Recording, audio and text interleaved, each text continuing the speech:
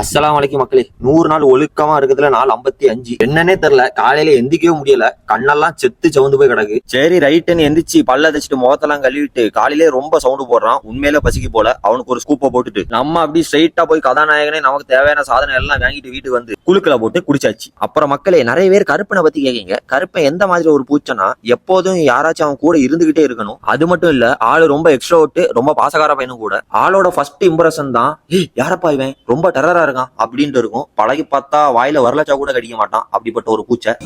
கருப்பா கண்ணை திறந்து பாடுறா.